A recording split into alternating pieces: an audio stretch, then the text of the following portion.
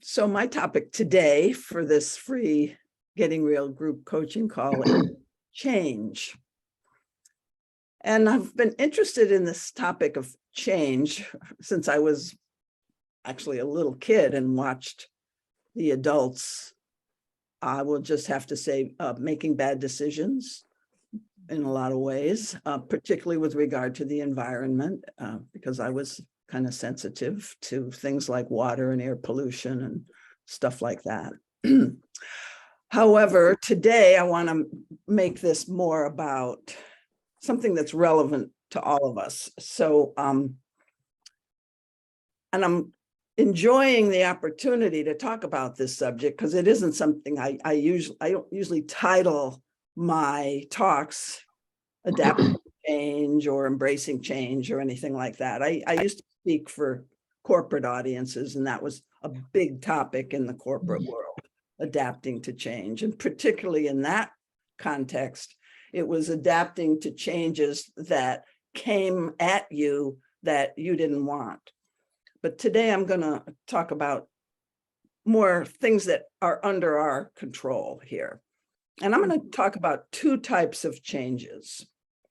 There's the type of change that I'm going to call micro change. And I want you to kind of assess as I'm talking about this type of change. How good are you at doing this? Micro changes are like you're able to adapt to a changing input in this moment. Like you're talking to somebody and all of a sudden you notice they break eye contact and they start looking away. That's a micro change.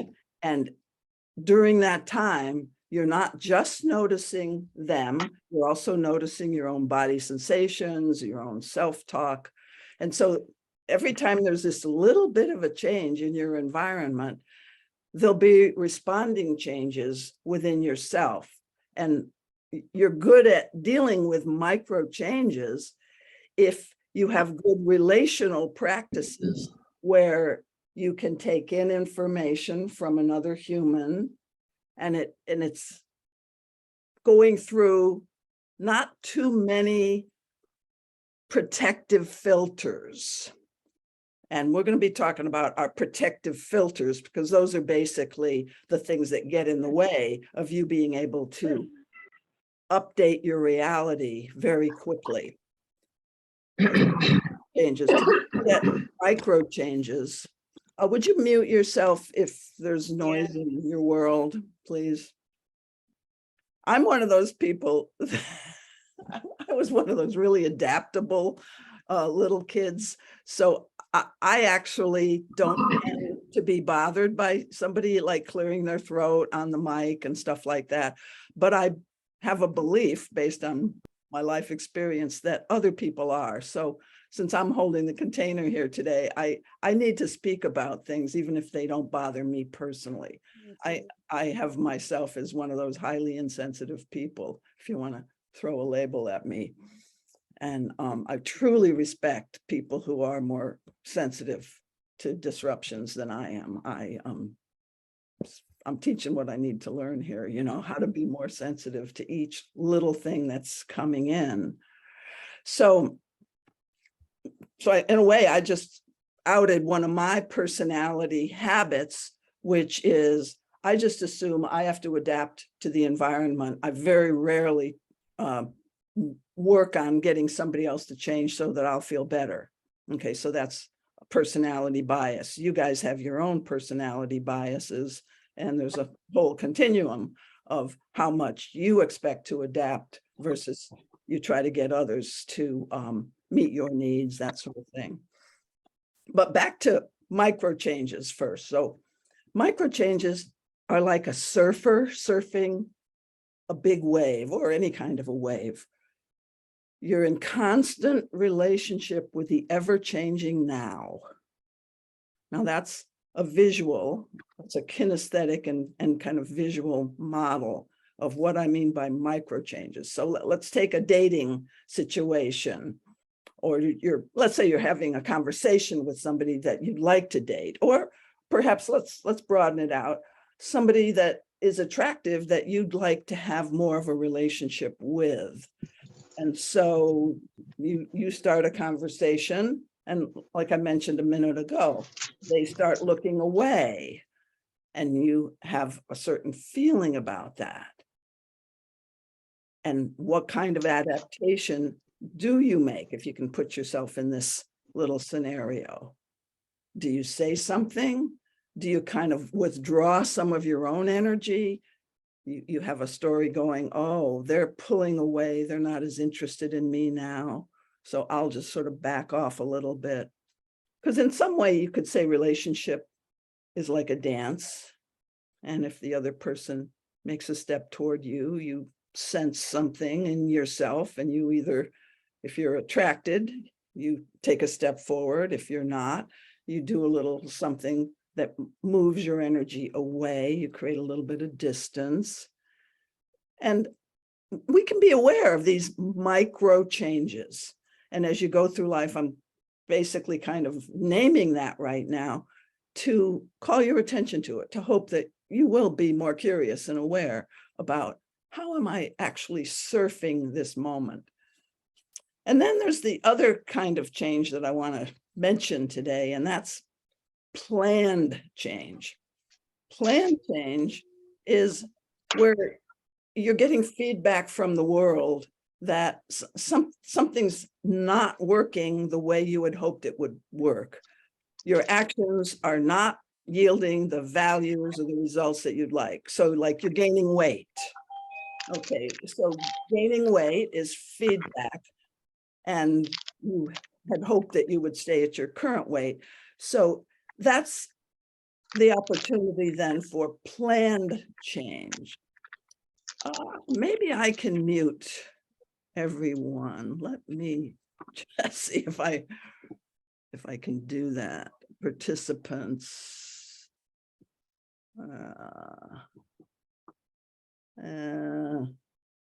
Seems like almost everybody is muted. Okay.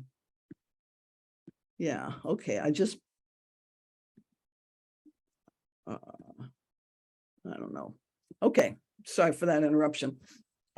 So we're talking about plan change, and one example would be you see that you're getting bigger, your clothes aren't fitting, and that sort of thing.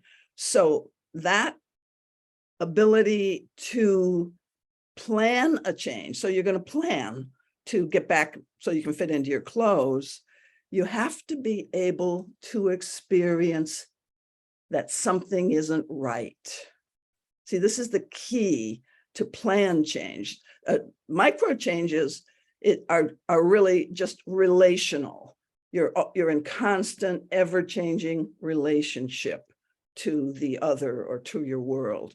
Plan change, you've gotten plan change is a little slower, but both are really important to have a successful life here. You get the feedback, but sometimes there's something in the way of taking action on your plans. That's what we're going to be looking at a little bit more later on today, is what gets in the way of either perceiving reality correctly or processing the information you're getting so that it leads to appropriate action.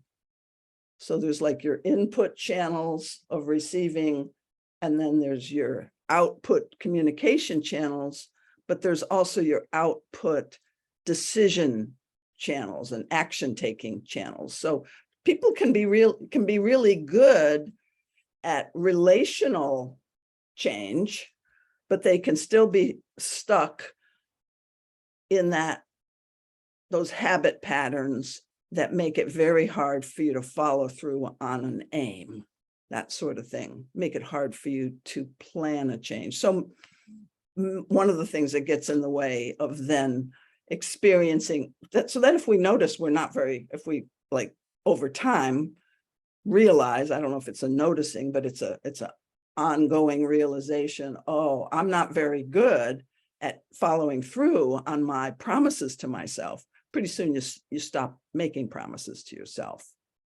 So there's a defensive layer there. So the big skill, one of the biggest skills to being able to deal with change is that ability to sense something's not right or something just changed. And so the thing that gets in the way of sensing that are things like, and these are all kinds of defensive patterns that we have, things like shoulds. Oh, I'm having a thought about, I wonder how old this person is. Oh, but I have a should. You shouldn't ask a person their age. Or you should, no, there's kind of shoulds. You shouldn't ask somebody their net worth. Maybe you shouldn't ask somebody how many times they've been married. I'm not sure what your shoulds are around things like that, just social shoulds. But there's like tons of them that we carry around. And those are things that we've adopted, I should say, to not have to notice so much or deal with so much. So the basic thing, shoulds is one sort of layer of like keeping your ability to sense reality. See, what we're really looking for, and this is what the whole getting real body of work is, including the trigger work, it's upping your ability to sense what's going on, even if it's uncomfortable. So in order to cope with both the micro changes and the need for plan change, we need to be able to experience emotional discomfort. And as we know, there's a lot of stuff in the way of experiencing emotional discomfort.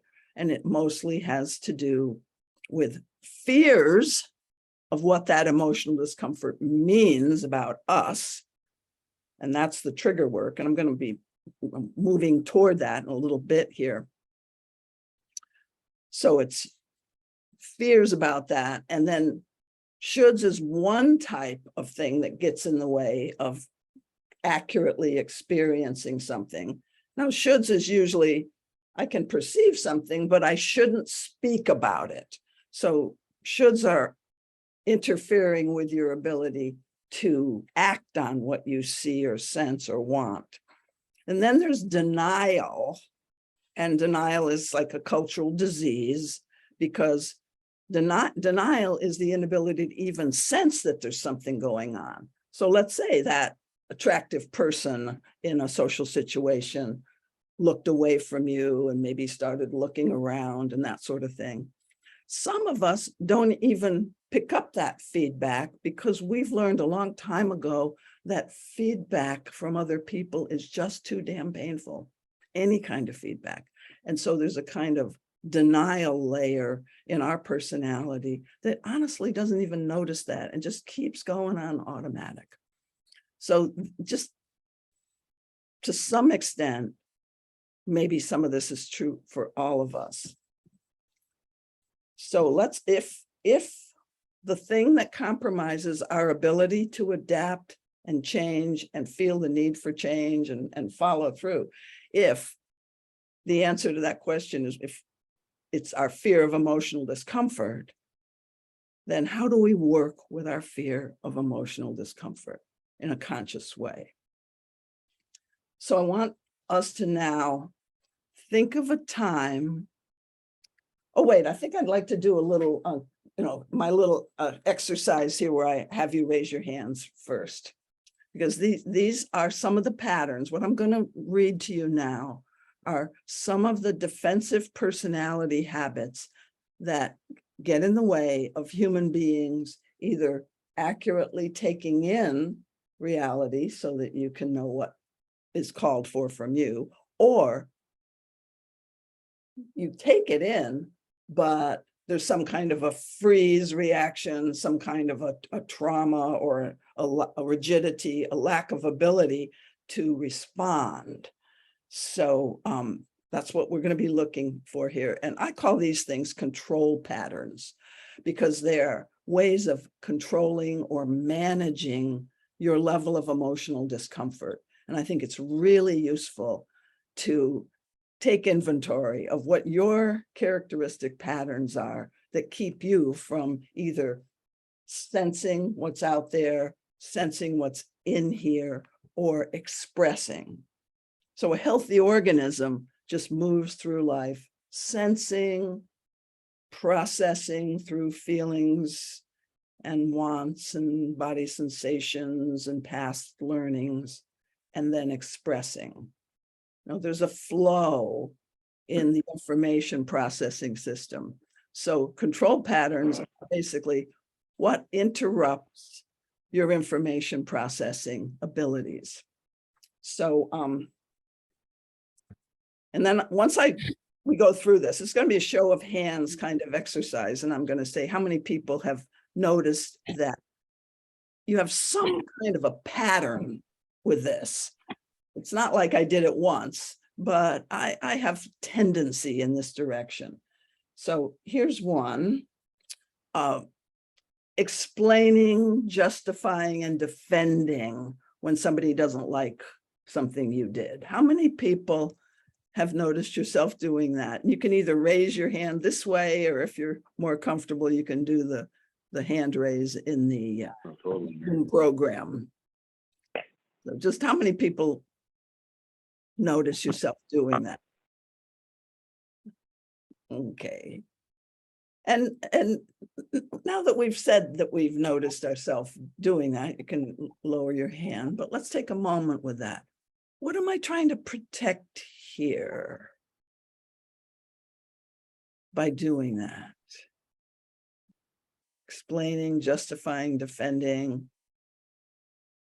Any guesses? Anybody want to call it out?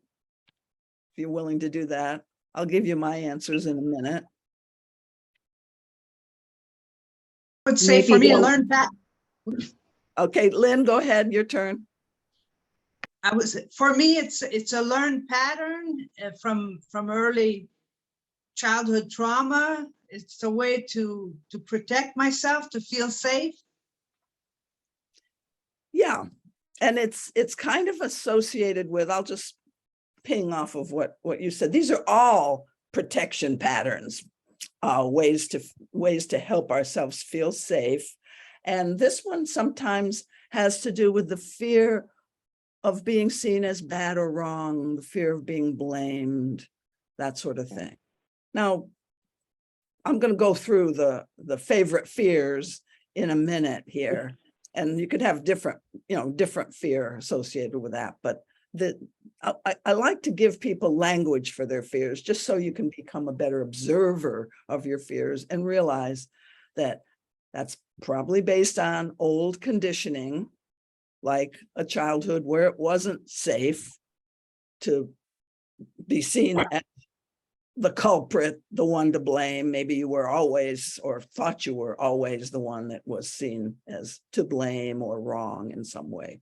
So that can be real sensitive for us. Just this pattern of, call it explaining and defending. And how many of us haven't explained ourselves to make sure you understand, why I did that, and not to see me as wrong or bad for that. I mean, I imagine almost all of us have done that one. Okay, here's another one that's not as common. Somebody asks you a question and you just think you have to reply really quickly and smartly. You don't give yourself a chance to really check in. How many people have that pattern of replying quickly?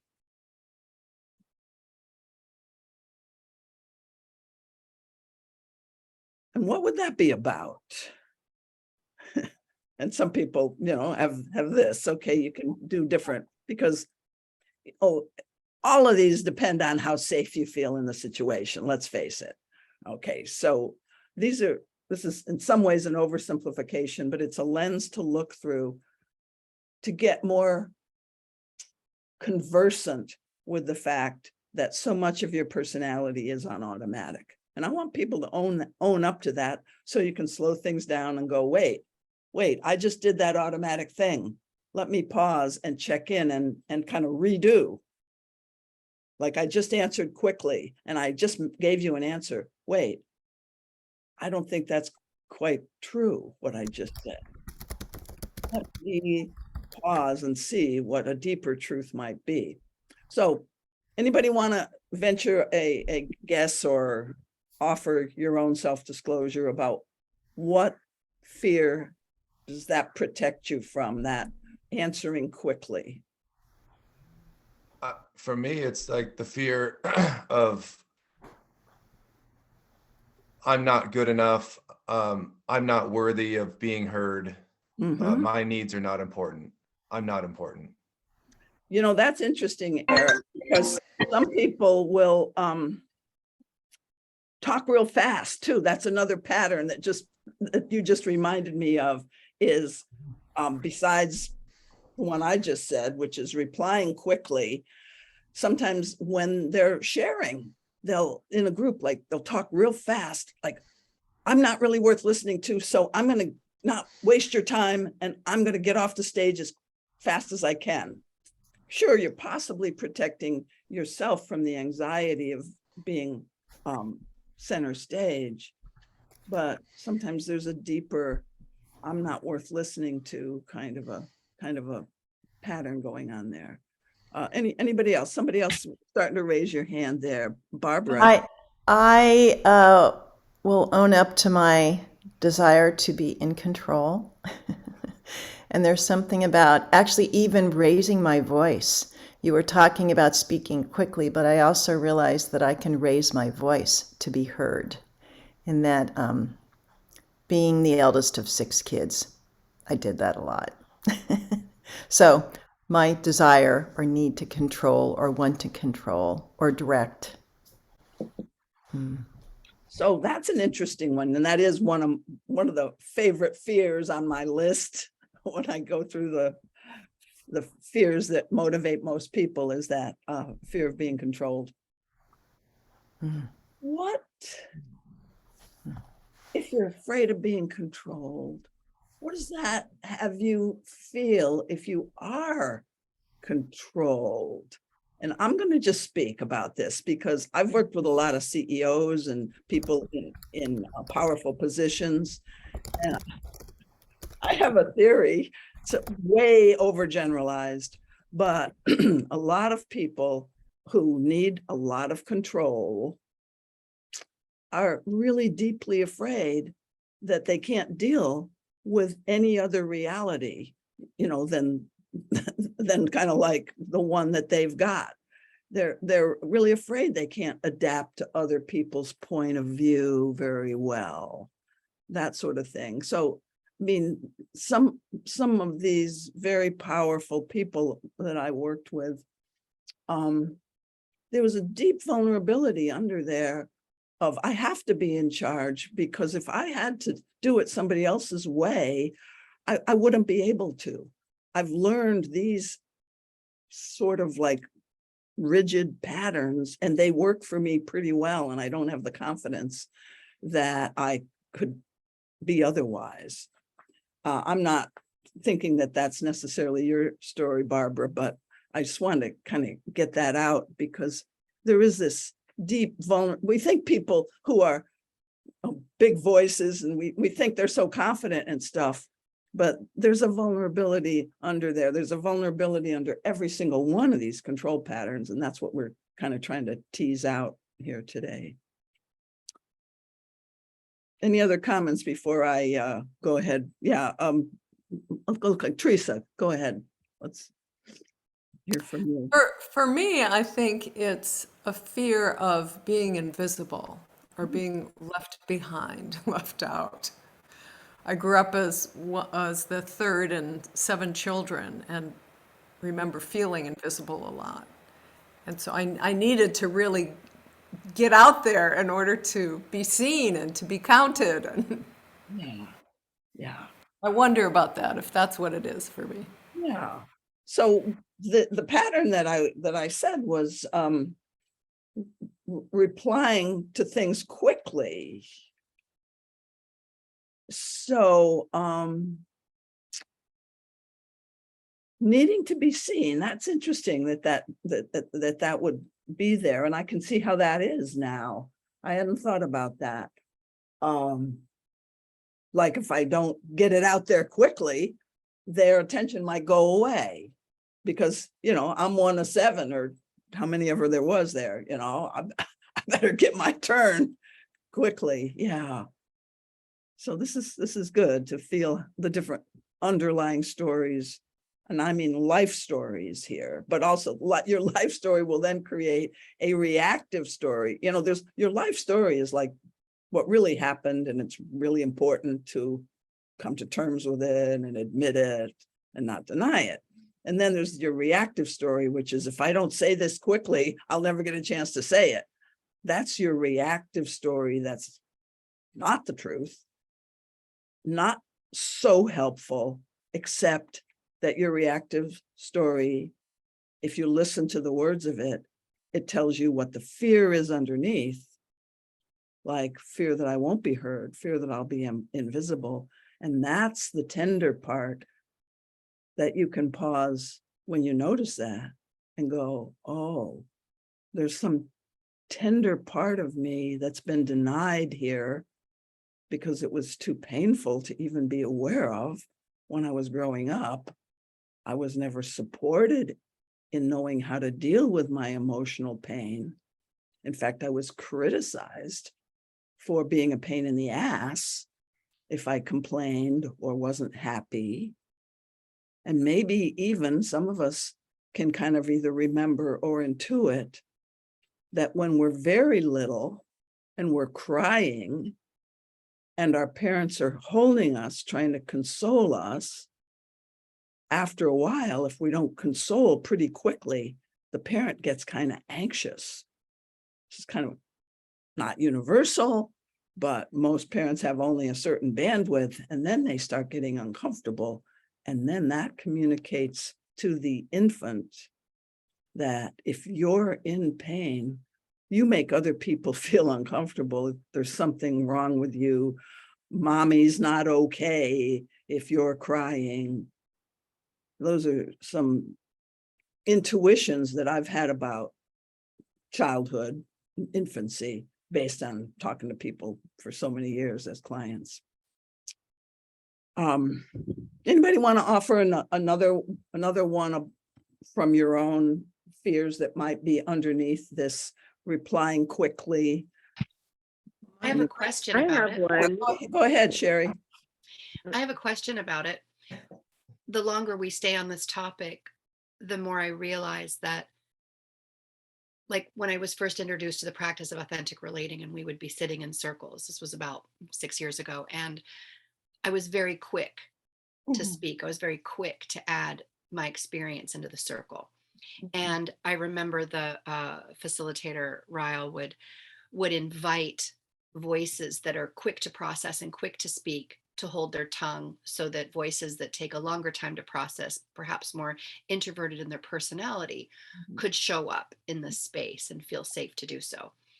And so I've been thinking a lot about that, because I've noticed a shift in how I participate in the 5 years since going deep into the training. But so I think I wanted to be seen as the smart one. Like I wanted to be seen as the person who had the answer. Great. And so if that was my motivation, I've been sitting here observing this conversation going on, what is my fear then? Is it just that the opposite, that if I don't say anything, I would be seen as not having the answer, someone who was not as intellectually savvy? Like, is that because I can only think about my motivation for doing it, not what the fear is underneath it. So what do you see in what I've shared? One possibility, Sherry, is if you act quickly, it covers your anxiety about speaking. And this is just one, and we'll look and see if this might fit. And so you really don't have to sit with any anxiety because you've spoken and it's like your turn is over. And that can be a pattern for some of us. That can be an avoidance of. That wouldn't be my pattern. That wouldn't be you. No. Anybody, can anybody here just recognize themselves in that one? That it's a way of managing anxiety. And then I'll come back to Sherry in a second. Oh, totally. I can. Mm-hmm. This is Darcy. Hi. Hey, hi. Okay, so I didn't hear Well, Anne though. It seemed like Anne had something to say. Oh, I just resonate with you, Sherry, that like it's that smart thing. Like I want to be relevant, which makes me worthwhile and makes me liked and has me feel like I'm belonging. You know, it's all about being relevant and not being passed over. Like, yeah, I'm smart enough. I can answer you quickly. I'm relevant. yeah, Yeah. so then what would the fear be, Anne and Sherry? And Sherry was asking, so would the fear be the opposite of that? The fear of being seen as not smart, not relevant, not sharp on the ball? And Yeah. I think that's just a question to ponder. Is there anything there? Like worthiness. Yeah, yeah. But do you admit to then feeling some shakiness about worthiness or relevance or smartness? I just wanted to add that I think the fear, the bigger fear underneath wanting to be worthy and wanting to be seen as relevant is that if I'm not seen as relevant or worthy, then I will be all alone. People will not see me as having anything of importance or value to give them. And so the worst fear that I would have would be I would be all alone. And it could even go, I think, in some cases with some people, and if I'm all alone, I will die. Yeah, and that what Or you I will add that you won't get what you want or need. Which is Either- connection. either of those things. Yeah. But that all alone, and then if I'm all alone, you know, where's my support, which is then, oh, won't get my needs met. That's at the root of a lot of these. No, like a fear of failure. If I fail, then I will be shunned and not wanted and not approved of, and I'll be all alone. So I think that was very good what you just shared there about being all alone.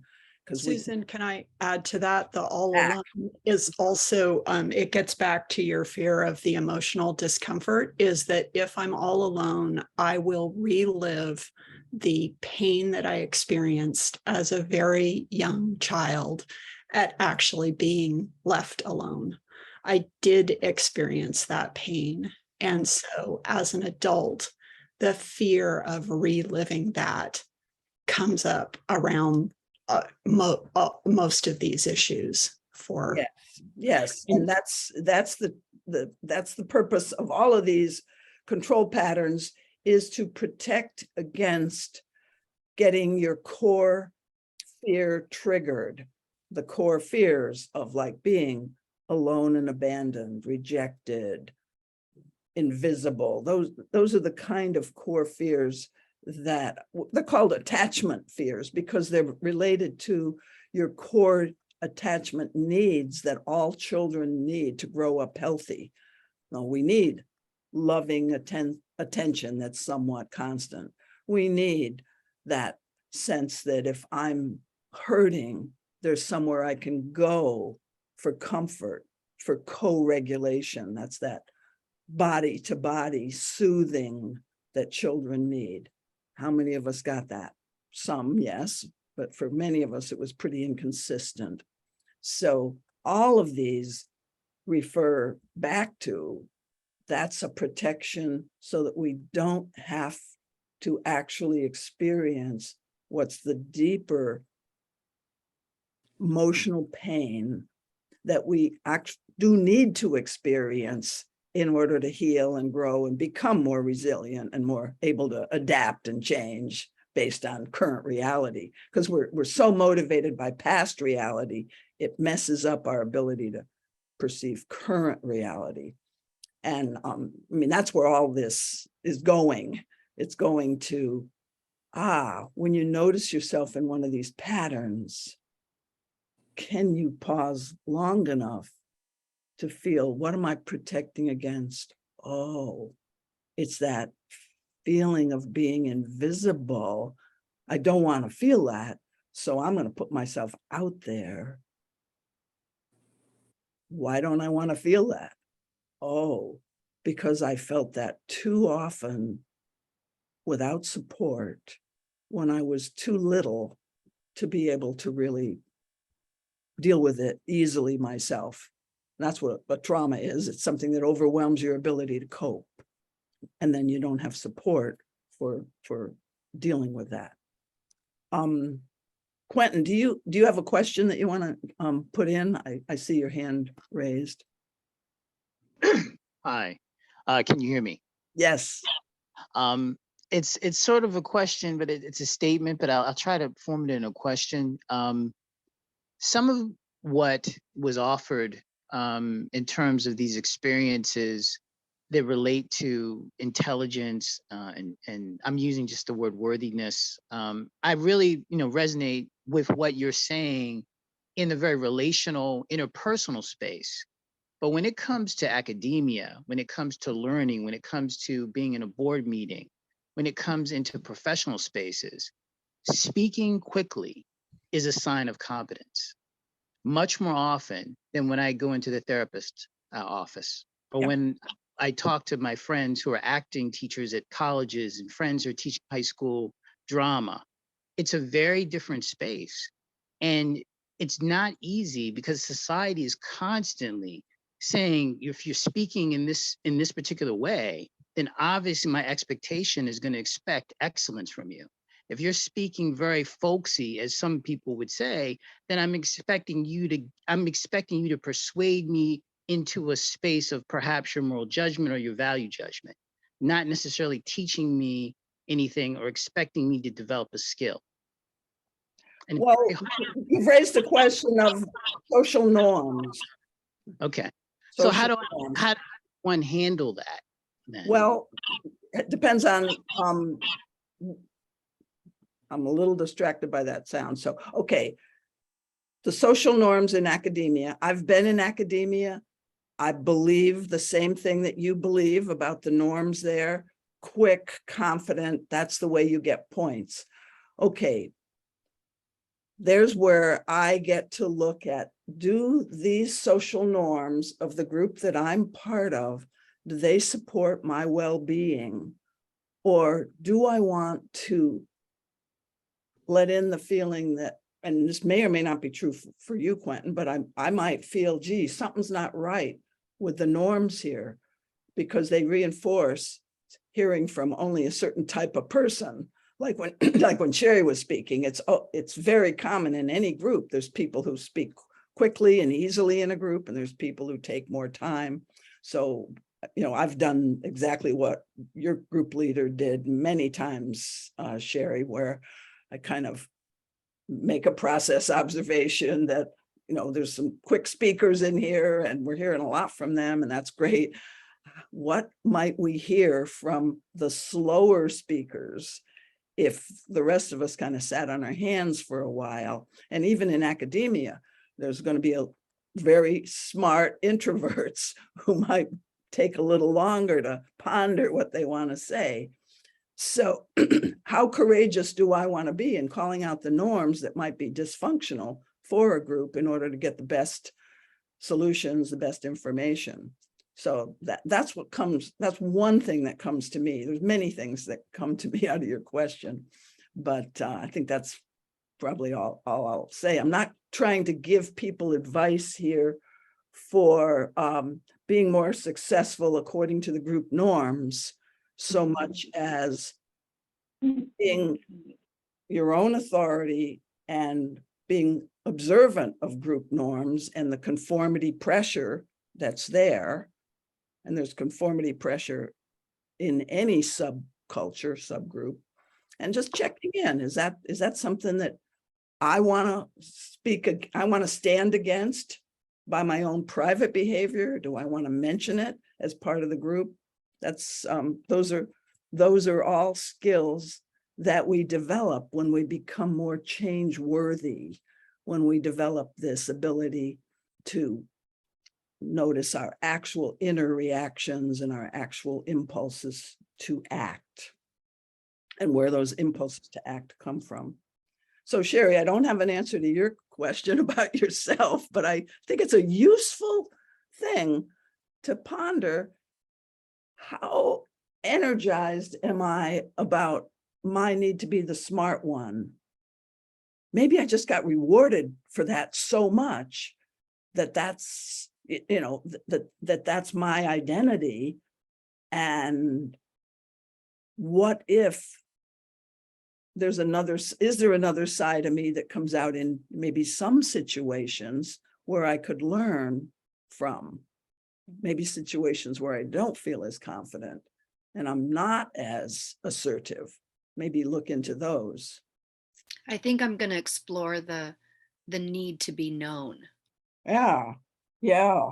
I'm feeling that might have been more of a driver than the being seen as smart. It's the being seen, being known. Well, that's beautiful. That's beautiful. And when I think about that one, I think about, you know, look, I'm a clinical psychologist. Okay. I think about all the stories I've heard about the parent who wasn't attuned to the child. And that child wasn't known, wasn't seen, and grows up with a sensitivity about, I am going to work against this feeling of not being seen. I'm going to make it really easy for the environment to attune to me, because, you know, I'm healthy enough to want to get my needs met. Like, what's wrong with that? So again, I'm not pinning that on your story, but I've seen so much of that, and it can be used for personal healing when people realize where that comes from, that need to be known. So I'm gonna go to another control pattern here. What about pretending something doesn't bother you when it really does? How many of us have done that? So look around. I see some hands going over and over and over. Hi, Dusty. And so reflect on that. I'm acting, oh no problem, whatever. What's the fear that might be underneath that? Marielle, did you want to comment on that? Or you just maybe still have your hand raised from the other thing here because you're. Oh, thank you. I'm going to take my hand down, but yes, I am guilty. And I'm sorry, I'm in the process of, I'm not putting I'll put my video on for a second. I would like to say, this happened to me yesterday and I acted in the group like nothing was wrong after raising my voice because someone left the room, and I was afraid to look out of control. And this webinar and this class with you, Susan, is helping me a lot, and I'm applying it in my treatment groups. And I'm going to be owning my stuff tomorrow and taking them through the Trigger to Tranquil and using it as a platform for teaching. So I'm just in deep bowing appreciation of you. And thank you for letting me share. Thank you for that. Anyone else want to look at why? Dusty? I have to say that I recognize myself. I don't think it's a control pattern. Well, it's not looking stupid, but it's that something is not quite right here, and I don't know what it is yet, and it often takes me because I get anxious about that. It takes me time to go away from the situation, think about it, really feel into what happened and sort it out so I can figure it out.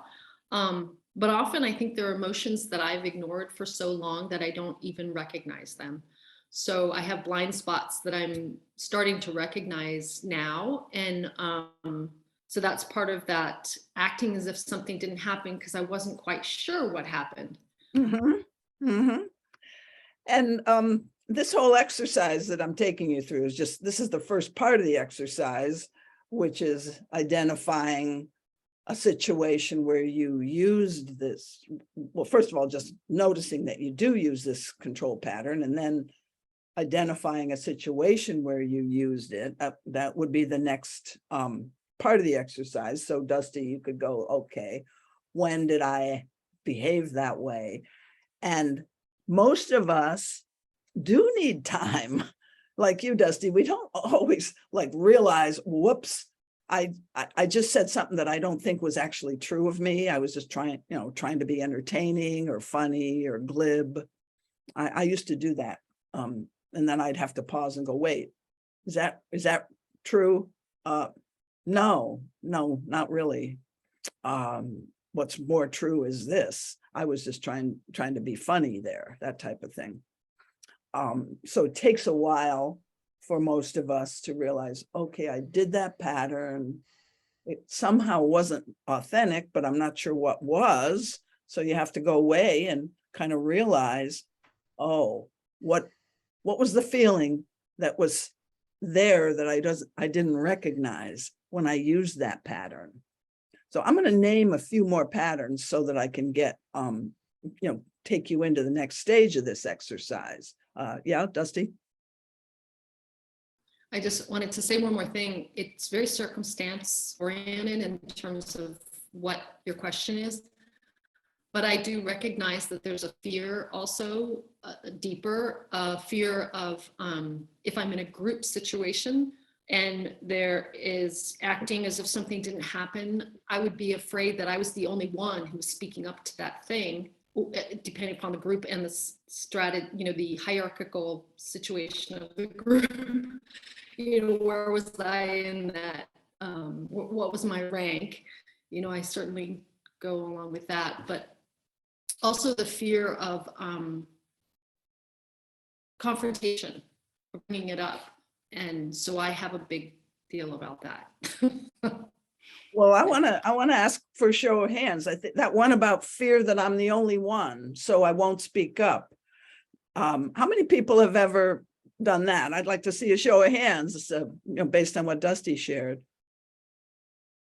It's pretty common. But then how often have we noticed, well, I did share it, and so many people came to me later after the group and said, thank you for bringing that up. I was afraid to, that sort of thing.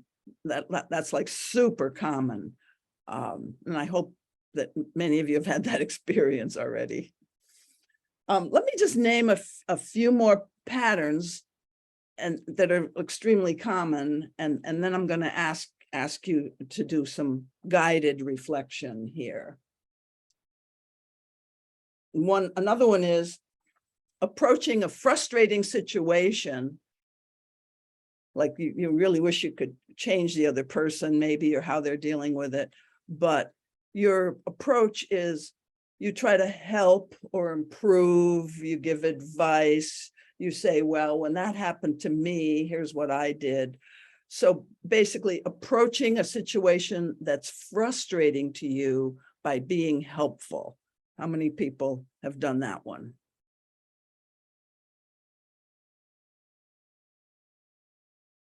Okay. And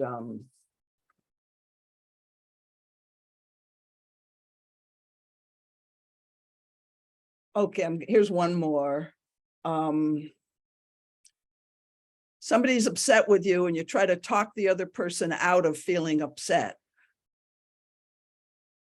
Again, that's sort of like trying to be helpful, but maybe they're actually upset with you, but you're trying to tell them why they shouldn't be upset because your motives were pure, or that sort of thing. How many people have done that one? Okay, so I have a list of 4 pages of these, and the list is in the book 5-Minute Relationship Repair, if you want to take a look at that book. I don't think the list is in From Triggered to Tranquil, but here's the exercise. think of a time when you did one of these automatic behaviors and you kind of realize it now. So you're realizing it after the fact. And maybe it's a different automatic behavior that you're kind of wrestling with right now. And like I've said before, these automatic behaviors are the protection patterns that keep us kind of rigid and not able to completely take in what's actually going on, or not being able to express what's actually going on. There's some kind of rigidity in the system based on old trauma, old unprocessed pain is the theory here. So I want us to get kind of soft and tender about, oh, I'm protecting, that part of me is protecting that tender part of me, even if you don't quite know what that tender part is. But the tender part is something like that fear of being alone, fear of being invisible, fear of not being in control. So think of a situation where you were on automatic, and Marielle already told how she was in a meeting. And like, what do you imagine the fear is underneath that? Because that's kind of what we've been talking about. What are you trying to not feel? And let me give you sort of the list, the full list of my favorite fears. Let's see, my favorite fears list. Because there's a few more that I didn't mention. Fear of being trapped is one that I didn't mention. And the pattern for people who fear they're going to be trapped is sometimes to avoid other people, basically, because somebody's going to be pushing on your boundaries. That's one pattern of the fear of being trapped. Fear of criticism, that's implied in some of the other things that we talked about. But when you're afraid of criticism, sometimes you won't speak up. Like, I don't want to be the only one. Or the other pattern with fear of criticism is you'll hear criticism. You sort of filter people's feedback as if it were critical, even if it's not. So maybe we can notice if that's one of yours. Fear of rejection. So one of the patterns there is not asking for what you want for fear of hearing no. That's a pretty common one. Or even not feeling your wants.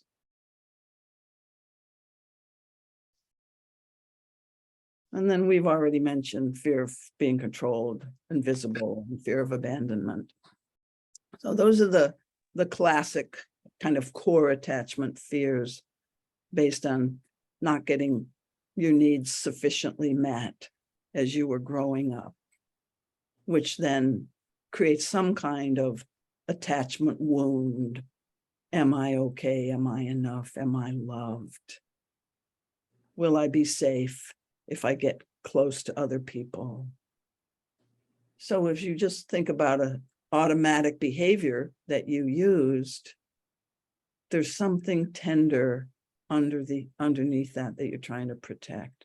And if you can even have a word for it, even if you don't get a memory, or you might, some people do get memories easily, or some people have processed this stuff many, many times, but it doesn't hurt to go into this territory again and again. I think we have to, it's like an insight is not what we're after here when we're doing inner work. We're not trying to get, oh, that's why I'm the way I am. It's more, okay, there's an experience buried in me that I tend to keep avoiding. And what if I went into that just a little bit and realized, oh, there's some pain there. And I can now witness that because I'm big and I'm aware of just being aware of the idea of patterns has you in the witness position. And you really can't learn from experience that well if you don't have your witness activated. So in this group here, we're activating that witness. We're actually using it to recall a situation that we now are just curious about, like what's underneath that? And can I feel that part of me that's afraid of being controlled, or that part of me that's afraid of being invisible? And that's as far as we have to go. Sometimes memories will come, sometimes they won't, but we know that this is a tender piece of ourselves. And the more we can tap into that on any occasion when that fear gets triggered, or when we notice ourselves in a control pattern. See, both of those, both a trigger reaction and noticing a control pattern, are both doorways into, oh, there's something tender in here that needs to move. I need to support that tender place so the energy from that hurt can move. Might have to move through phases of anger and resistance, or it might have to really kind of freeze up a little bit. But then I'm just going to be present to that freeze reaction and breathe and hold space. So I'm suggesting, without guiding you through it here, I'm suggesting the compassionate self-inquiry practice, where anytime there's a disturbance in your ability to easily surf life versus going to a rigid pattern or a habit pattern, what I call a control pattern. The reason I call it control pattern is you're trying to manage or control emotional pain. And if we can gently let in more emotional pain, what that does is it has us be more inwardly strong. Strong doesn't mean I'm impervious to pain. Strong means I can feel things and they can move through me, and I can get to the other side, and I can cry, and I can take action if necessary. And then I can come to equilibrium and peace for a while until the next disturbance comes. So the work is about learning to attend to our deep emotional wounds and pains. And the assists for this work is being able to notice. And today we're noticing automatic communication habits. Some other time on these calls, we'll notice trigger reactions, fight, flight, freeze, that sort of thing. So I want to close with just that ability to hold space for the information, the real live human information that can come up when we notice ourselves in these automatic patterns. So try not to think there's anything bad or wrong about yourself when you either get triggered or go on automatic, because doesn't everybody do that? Aren't we all somewhat protected? And by being able to use this language and not be too phobic about the fact that, oh yes, I'm triggered, or oh yes, I'm on automatic, not be too prideful about admitting that, I think we can create a culture of healing. So any last final comments from you guys before we close for today? Or even questions?